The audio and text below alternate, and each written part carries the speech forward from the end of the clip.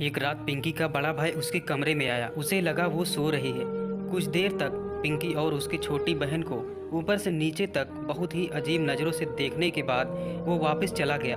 फिर थोड़ी देर बाद उसकी छोटी बहन ने उसको हल्का सा हिलाया और जब उसे लगा कि वो सो रही है तो वो भी चुपचाप बिना किसी शोर किए बेड से उठी और कमरे से बाहर चली गई। यह सब उसे बहुत अजीब लगा और अब उसे शक होने लगा कि मेरा बड़ा भाई और उसकी छोटी बहन के बीच कुछ तो गलत ज़रूर चल रहा है।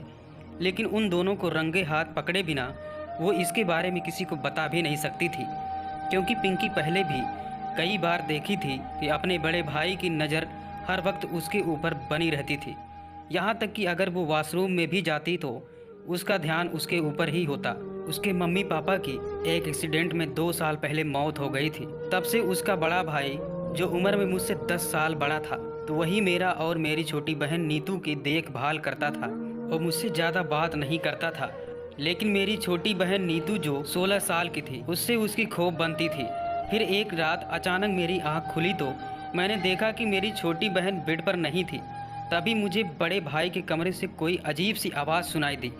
मैं चुपचाप बेड से उठी और दबे पांव अपने कमरे से बाहर निकल आई। लेकिन जैसे ही मैंने बड़े भाई के कमरे की खिड़की से अंदर देखा तो जो मैंने देखा उसे देखकर मेरी रूह कांप गई। मेरा बड़ा भाई मेरी छोटी बहन के साथ सो रहा था। ये देखकर मुझे उस पर बहुत ज़्यादा गुस्सा आया, लेकिन सच सबके सामने लाने के लिए मुझे उसके खिलाफ सबूतों की ज़रूरत थी।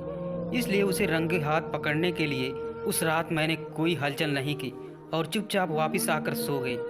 फिर अगले दिन जब मैं अपने बड़े भाई के कमरे में गई तो वो दोनों एक साथ बैठकर टीवी देख रहे थे। जैसे ही मैं कमरे के अंदर गई तो मुझे देखते ही हड़बड़ाहट में बड़े भाई ने जल्दी से टीवी को बंद कर दिया, जैसे टीवी में कुछ गलत चल रहा हो। अब मुझसे रहा नहीं गया और मैंने उससे पूछ ही लिया कि उन दोनों के बीच में क्या गलत चल रहा है और रात में नीतू उसके साथ उसके कमरे में क्यों सोती है। मेरी ये बात सुनकर बड़ा भाई बहुत हैरान हुआ और उसने कहा, जैसा तुम समझ रही हो वैसा कुछ भी नहीं है। तब उसने मेरे सामने टीवी चलाया तो जो मैंने उसमें देखा उसे देखकर मेरे पैरों तले ज़मीन निकल गई।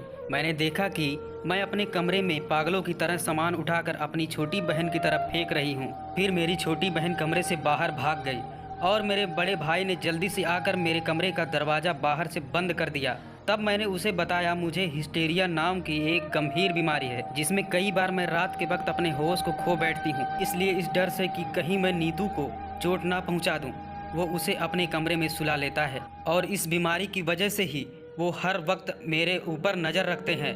हिस्टेरिया एक ऐसी बीमारी है जो ज़्यादातर औरतों में पाई जाती है, जिसमें इंसान रात के वक्त अपने होश खोकर कुछ भी गलत कर देता है और अगले दिन उसे कुछ याद भी नहीं रहता है।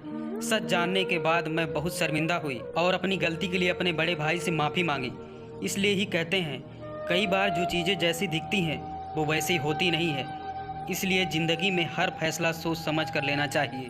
और ऐसे ही स्टोरी सुनने के लिए हमारे चैनल को ज़रूर सब्सक्राइब करें। अब मिलते हैं एक और नए वीडियो के साथ, तब तक के लिए धन्यवाद।